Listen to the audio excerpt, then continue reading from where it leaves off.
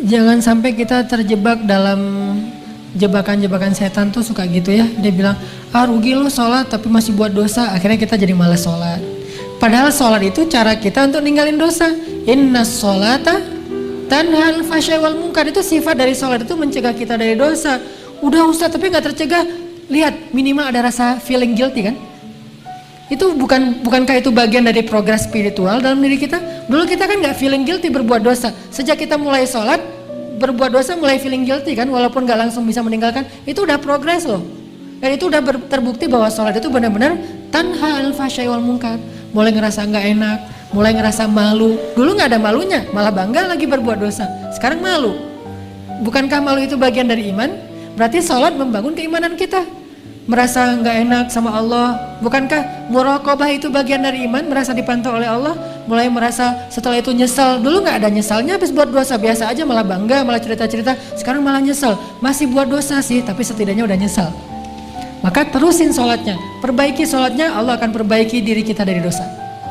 Jadi fokus kita, perbaiki sholatnya. Oh mungkin sholat kita masih kurang tepat waktu, oh mungkin sholat kita masih belum di masjid, oh mungkin sholat kita belum di shaf pertama, oh mungkin sholat kita belum banyak tambahin dengan gimmick sunnah-sunnahnya, oh mungkin sholat kita belum banyak ditutup dengan istighfar setelah sholatnya, doa dan seterusnya. Perbaiki sholat kita, Allah akan perbaiki hidup kita. Jadi jangan sampai kita terjebak sama setan mengatakan, rugi aja kamu sholat banyak dosa. Enggak, itu mah kerjaan setan yang bikin kita jadi merasa sholatnya jadi sia-sia. Enggak ada kebaikan yang sia-sia. Sholat itu kan kebaikan, nggak mungkin sia-sia. Tapi masih korupsi Ustadz, masih bohong, masih curang, masih apa? Nggak, itu urusan lain. Yang jelas, jangan sampai gara-gara udah terlanjur bikin dosa meninggalkan kebaikan yang sudah kita kerjakan. Itu lebih buruk lagi keadaannya. Makanya mending sholatnya perbaiki, nanti Allah akan perbaiki hidup kita. Ini persepsi yang harus kita bangun ya. Jangan sampai terkesannya nggak usahlah menghijabi kepala daripada kita udah berhijab tapi masih suka ngomongin orang. Mending kita menghijabi hati. Nggak ada menghijabi hati, karena menghijabi hati itu sesuatu yang buruk. Khatamallahu ala qulubihim. Allah menutup hati mereka kan.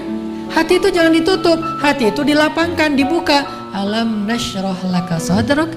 Jadi yang benar menutup kepala, membuka hati, bukan menutup hati, membuka kepala. Kebalik. Menutup hati, membuka kepala. Summum bukmun umyun. Bahaya tuh. Khatamallahu ala qulubihim, bahaya tuh. Kalau menutup hati, tapi kalau menutup kepala membuka hati, memang harusnya kayak gitu.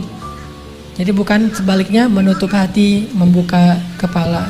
Ini persepsi umum yang disebut dengan syubhat, pemahaman-pemahaman yang keliru di antara umat Islam yang mudah-mudahan bertahap kita perbaiki. Termasuk tadi, sia-sia sholatnya masih bikin dosa, enggak. Justru dengan sholat dia bikin dosanya udah mulai merasa bersalah. Udah mulai merasa malu, udah mulai merasa menyesal setelahnya, udah mulai mengurangi sedikit-sedikit walaupun belum bisa maksimal. Setidaknya seperti itu.